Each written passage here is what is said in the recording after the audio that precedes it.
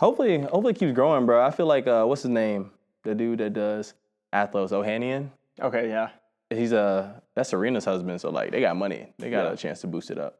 Whoa. Who knew I would make it this far? They hated, they never believed me.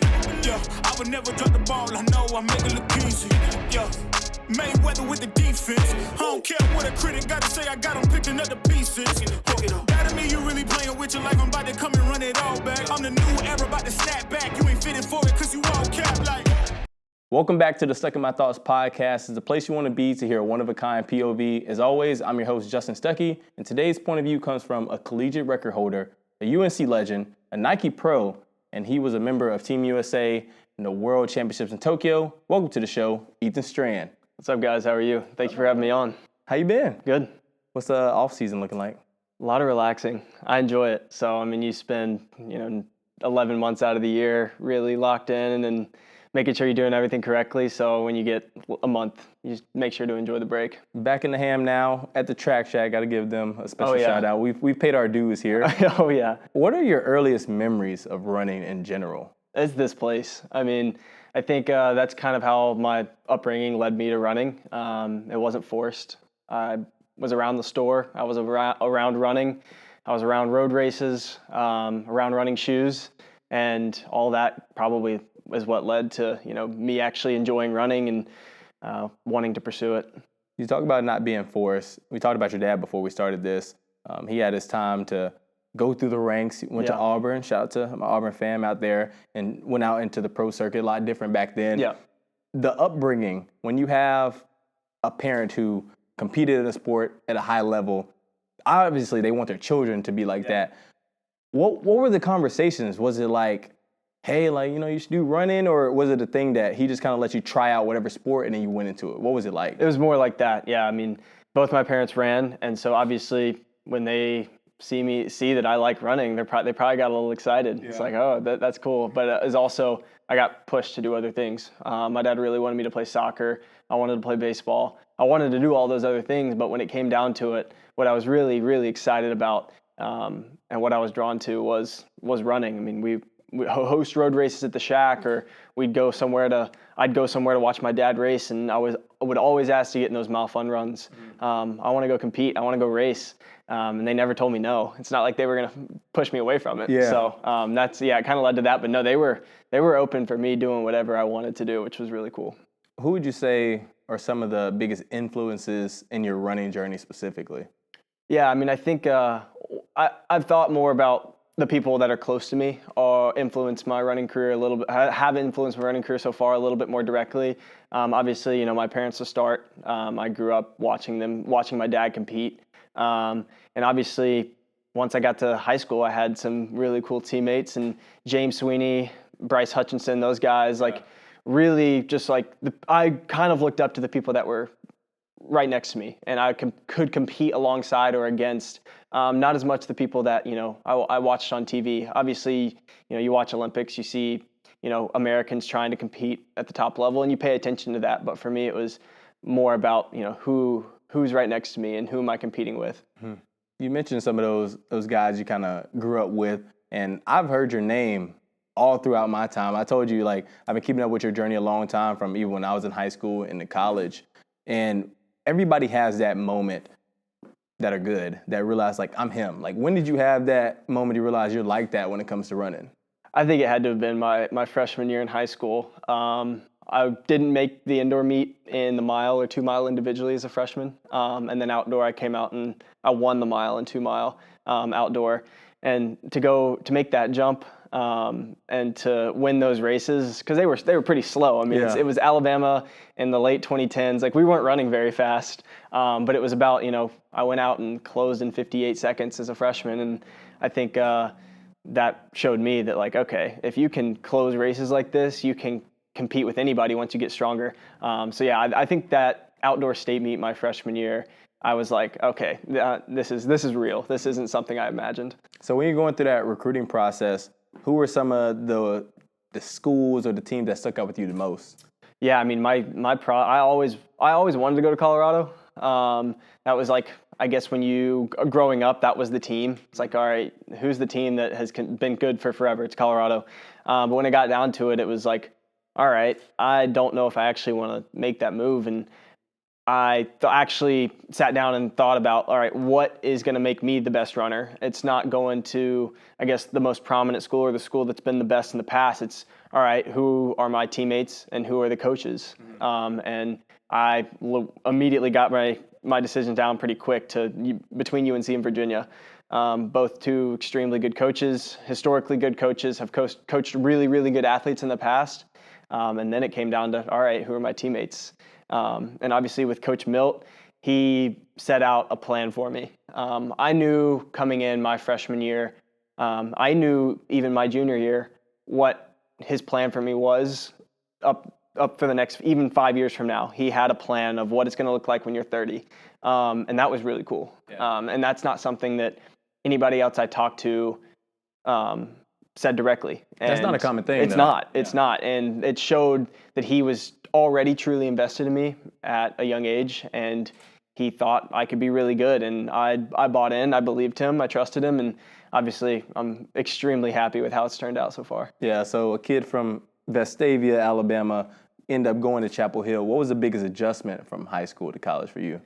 Honestly, it was a pretty easy adjustment. I'd say my training set me up pretty well. I was pretty low volume in high school. I wasn't doing too much, but my training schedule was very similar. I worked out on Tuesdays and Fridays in high school. I did a long run on Saturday. I had easy days in between, and that's our system at UNC. So like the actual practice schedule, that was an easy transition. It was more of in high school, in some cases, I kind of took some of the responsibility on myself, like making sure I was getting the right training, making sure I was running the right amount. And in high school, it was completely kind of hands off. Yeah. Like I was like, all right, I trust you. I'm gonna do what you tell me to do, and that was different for me. And so I think I told myself I was going to do that and fully give let him control everything. But once I got there, it was definitely, I had to take a step back and be like, okay, this is what you're supposed to do. You're supposed to be putting all your trust in somebody else. And honestly, I think it gave me more energy. It gave me, I guess, it gave me more energy to actually focus on competing and not focus on my training at all. At UNC, you were part of a dynamic duo, you and Parker Wolf. Competition is competition. Yeah. And we love our teammates. How did you balance having the camaraderie with your teammate, but also the competition aspect, like you're here to win? Yeah, and I think it took a few years for that to fully develop. And Parker was really good really early, and I wasn't. I was lacking behind a little bit. And so seeing a teammate do so well, that goes into the camaraderie part, because my teammate's doing this. We're doing similar stuff. What I can do that too. Mm-hmm. And obviously, competition's competition for both of us. Yeah. And when we step on the track, we're teammates, and we're going to try to beat everybody else first. But if it comes down to it, and it's just us two, we absolutely want to beat each other. And I think that's what makes us so good, because we can focus on everybody else first and focus on the other competitors, and also try to beat each other at the same time. But in practice every day, it's we both just want to get better, and we both just want to see how good each of us can get, and how we do that is by working together. Mm-hmm. Were you guys roommates when you guys were traveling on the road? I don't think me and Parker were never roommates in college. Okay, that's probably... We were never roommates in college. I don't think we hardly roomed together on the road. I don't know if that was on purpose by Coach Milt. But, it had to be planned. You'd be sleeping and be like, dang, I want to be this dude tomorrow. Yeah. So, no, I think it had to have been planned, at least early on. But no, we're good friends now. We're living together now in Flagstaff. So that's what's up. You talk about it coming down to just you two at the end. We look at that collegiate record-breaking race. Can you just take us through your life at that moment after you achieve something so high? Because you go from being a really, really good college athlete to doing something that's never been done. Yeah. No, I think it had been a long time coming. And to a lot of people on the outside, that was, groundbreaking. But to us on campus at UNC, it wasn't. It was it was groundbreaking for everybody else, but we knew it was possible. I think you can track how that cross-country season went and how my that Olympic trials went over the summer, and it was like, I'm close. I was very close, and finally started to put it together. And that race kind of showed it was a culmination of 3.5 years of extremely consistent work. I think leading up to that point, I'd been hurt one time in college, and it was my freshman year. I hadn't been injured since, and I'd been consistently training and consistently getting better. So yeah, to everybody else, it was groundbreaking. But to us at UNC, to my coach, to me and Parker, it was not another day in the office, but it was expected. That's what's up. When you achieve something so high like that, like how do you make the next goal? Like what would be the next goal after that? Yeah. Because you're like, dang, I've done something ain't nobody ever in history done. I think that's the cool thing about track is there's other events. And that was the 3K. Yeah. And then I was like, all right, my next time I'm going to race the mile. So it's like kind of shifting your goals. And I'd say that 3K was the end of a season. So it was kind of the end. And then it's easy for me to switch goals when you end something, you do something really well or even do something poorly. All right, it's an easy switch if you get a little break. Yeah. You get a little time to think about the season, think about what you did well. And yeah, after that 3K, it was the end of a great cross-country season, and I was able to switch gears and be like, all right, what do I want to accomplish indoors? And that mile record in February was like the start of, I set the tone of what I wanted to accomplish that season. So I think, yeah, I mean, the 3K, I don't know, I didn't have any other goals right after I finished the 3K, but I had some downtime to sit down and think about it and figure out what I wanted to do. You said it was a long time coming for you to break that record. And I'm sure it's a long time coming just getting out of collegiate realm and going pro. But when you're in there, how do you stay present knowing that the pro circuit's knocking on the door? Yeah, I mean, I think I'm just excited. It's like the level of competition is raised, and that's the best part. Like that's why I went to college. That's why you go to the collegiate system from high school, is because people are better, and you're gonna get beat a lot when you first come to college, and obviously you want to try to limit that as much as possible, and you want to try to get as good as quick as possible. But I think it's a journey, and I'm excited for it. I'm excited to come in and slowly get better and slowly beat more people. And yeah, I mean, that transition is going to be hard, I'm sure, but I'm excited for it, and I think the crew I have in Flagstaff and the coaching change is going to prepare me really well for that. That's what's up. You didn't have the performance you wanted, basically, at the end of NCAA as an outdoor. What was the mindset, or where was your level of confidence going from that and going into USA's? Yeah, I mean, I think you look at the type of race NCAA's was, and like I said, I think I said this at some point. It's like I didn't gain or lose any confidence from that race. It wasn't a race on pure ability. It was a race on if you made tactically smart decisions on that day. I mean, I think you look at that field and 4 or 5 people could have won that race, and the guy who did win that race ran the smartest race. It didn't necessarily mean he was like physically better than some of those people on the day, and that's how those NCAA's work a lot of the times. And I knew USA's is going to be a little different, a little more up my alley. Is like, all right, yeah, we're going to go just run hard. I'm going to go find out how good I can be today. And that type of race, that type of competition is, it suits me a little better. And so I'd say I was actually a little bit more excited about USA's than I was for NCAA's. And that's, probably why I did so much better. Yeah. Going into that, though, when you're in NCAA's and you are the guy, there's a lot of pressure. It's just natural. Did you feel it? Yeah, definitely. I'd say, like I walk into the tent area at NCAA's, and it's so tense in there. Every coach, every person, every athlete is like really tensed up, and it's an interesting atmosphere. And then you go to USA's, and it's not that at all. Everybody's loose, it's relaxed, it's different. I'd say just the pressure on people at the NCAA level as a whole is, I mean, to me, it felt like there was more pressure on just everybody, not just me in general. But like, yeah, definitely on the NCAA level, it's like in that meet, it's almost like you're expected to win. You're expected to come out of here with a gold, and if you come out with anything less, you messed up. Yeah. And then you walk into USA's, and I'm the underdog. Nobody, people might suspect it, but nobody thinks I'm going to make that team. And so yeah, there's no pressure on you at all. Obviously, you have your own internal pressure, but the external pressure going into USA's was very minimal, and obviously that helped. Yeah, I have the saying, nothing to lose, everything to gain, and I think that's definitely the mindset you had, and it showed on paper out there, able to come away with that silver medal. Yeah. we talked about it a little bit before we started, but just give the perspective, because I've never been there, and I don't know how many of our viewers have ever been there. What is it like being on the World Championship team and just the Tokyo experience in general?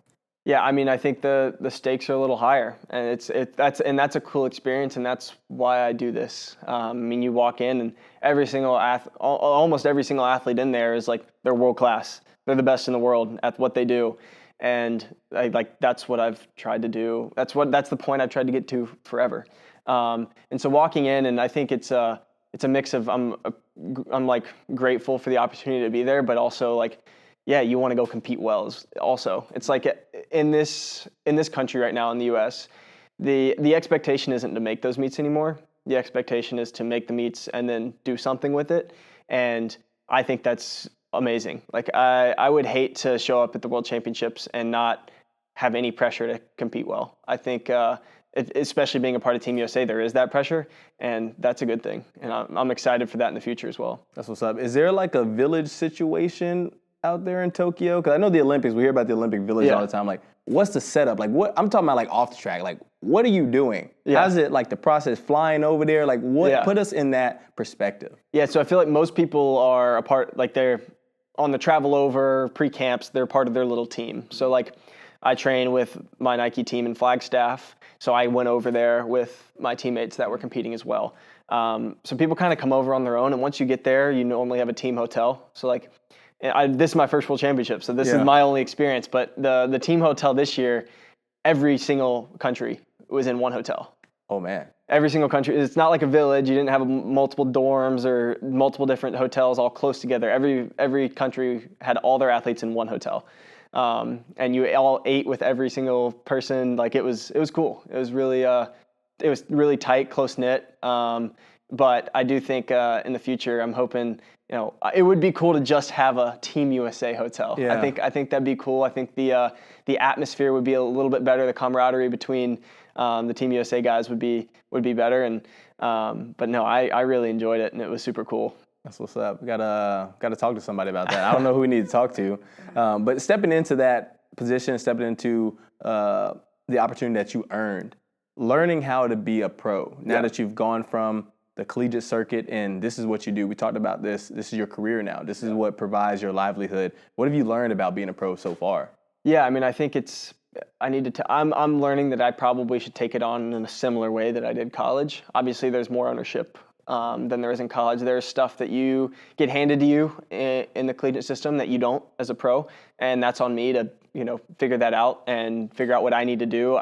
You don't get meals ever given to you. Like it's my job. Yeah. No more athlete dining. Yeah, it's like, and like obviously being a part of a team, being a part of a brand like Nike, they do provide you with physio and stuff like that. So I had the opportunity to do that, which I also had at UNC. But some pros don't, and they have to figure that out themselves. And it's also, but the situation that I'm in and the opportunity that I've been given to join this team in Flagstaff is similar than going to UNC. Is like I have a coach that I'm going to put all my trust in, and it's like any pressure to perform, any pressure to get better, it's like I'm going to trust him with that, and I'm going to focus on recovering and taking care of myself. And the performance side of things is I'm ready for that. Like the competition's the same. It's like the skills that I've learned over the last 8 years of my life, I'm going to continue to apply those in these races, and I'm going to continue to learn from that. And the training side of thing, it's like, all right, I need to train. I probably need to train at a new level to compete at a higher level. So that's my coach's job, and I'm going to trust him and listen to him. And I think the situation I'm in, there'll be some changes, and I'm learning that now. But I'm excited for the challenge. That's what's up, man.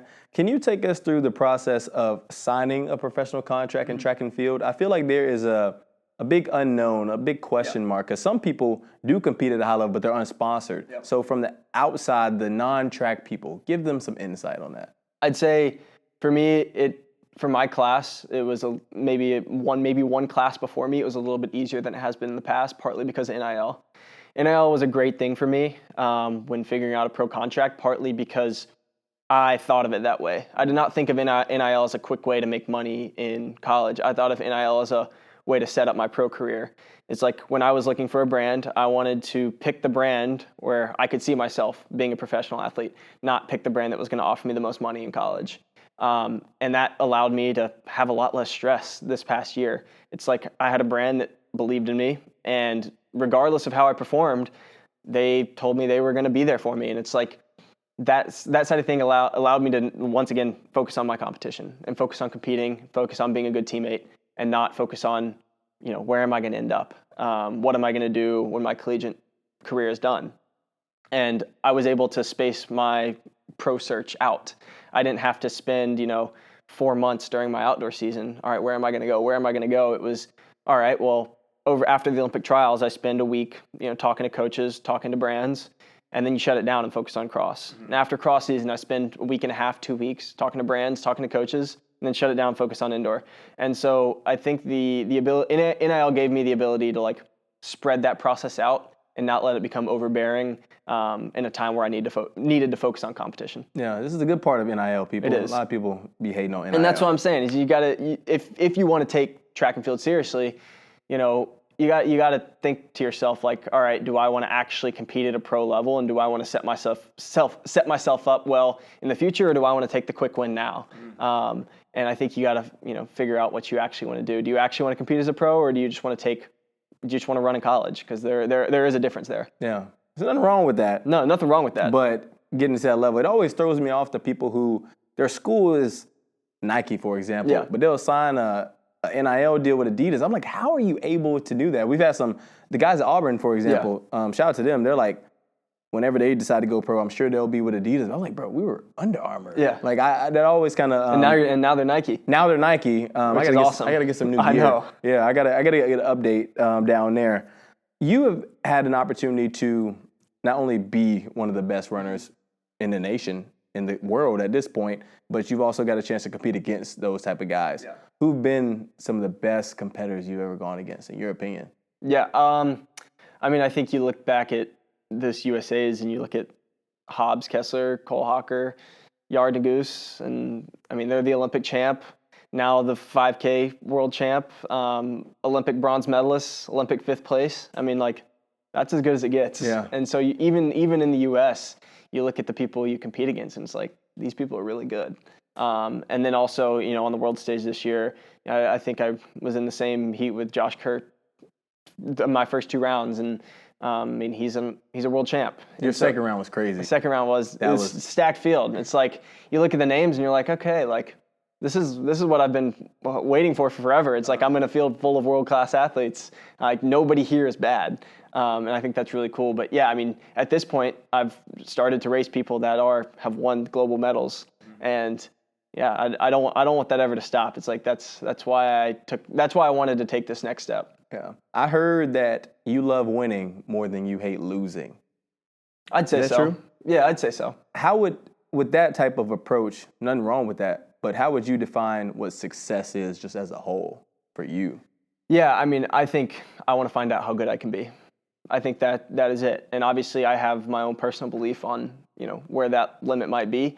And I think the limit is, winning medals. And if I get to a point in my career where I don't ever win a medal, but I've found out how good I am, and I've done everything right, and I've taken care of myself, and I've trained really well, I'm going to be happy. I'm going to be happy with my career. I think that's really important, is you can't, having a goal be a specific place or a win.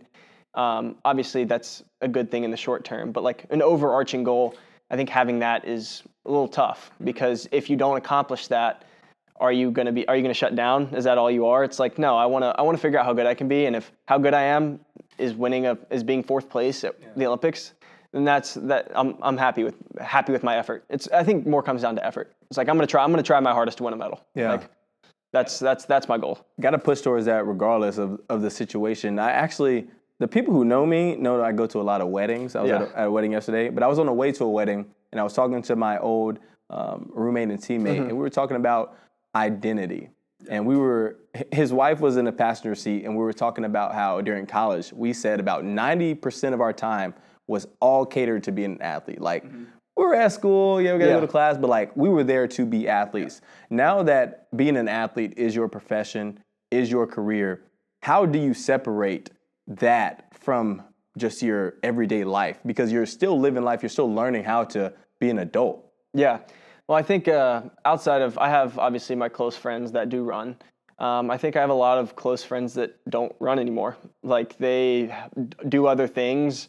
I play Xbox with them all the time. And it's like, I think surrounding yourself also with some people who aren't trying to pursue at the highest level of sport is a good thing as well. But also, like, I think at this point, like for now, that's what I want to do. Yeah. I want to run, and I want to put all of my energy and all of my effort into running. And so, like, in the short term, 9-10 months out of the year, like, I am surrounded by people who want to compete at the highest level and want to win medals. And I think that's really important.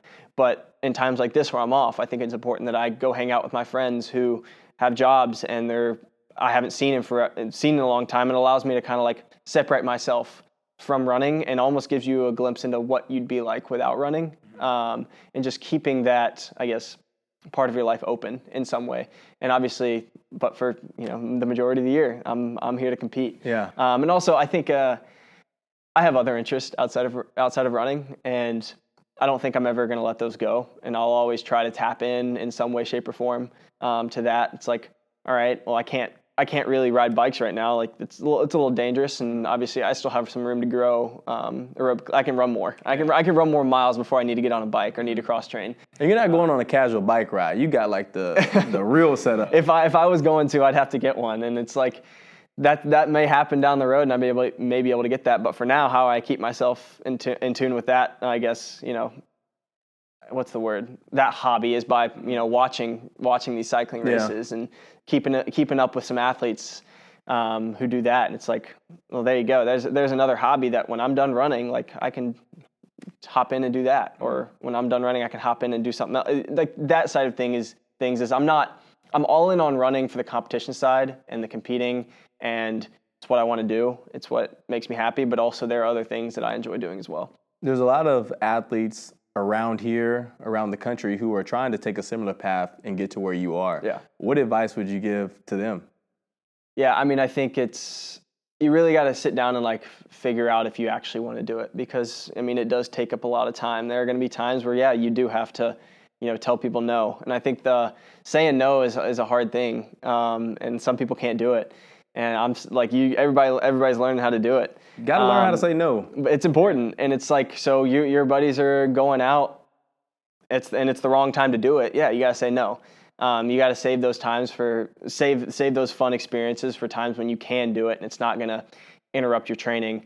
I think, but it's also beyond that. It's like I just have always had the self-belief that I can be that good, and some people don't necessarily have that, and so it's up to them to figure out, is it natural? Is this something that I'm going to have to force myself to do for 8 years? Or is this something that it comes naturally to me and it's easy for me to, put all my energy into running? Because fighting yourself for a 10, 12-year pro career is probably going to be pretty difficult. Yeah.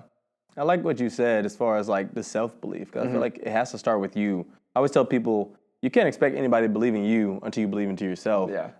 No matter the situation, as an athlete, you're going to have those highs and lows, but I feel like you have to be able to have a tunnel vision, be able to weather the storms that come. And I think sacrifice is a big word. Yeah. Like you said, if you got a party, you probably shouldn't be going to that party right now if this is what your goal is. And I think it's easier said than done. That's why it's so few that are in your position. Yeah. Well, and I think it's also like, if you really want to go to that party, guess what? You should probably go to the party. Yeah. It's like, if that's what you want to do, go do it. Like, this might not be exactly what your end goal is. Like, what winning a medal might not be your end goal if, like, you really want to go.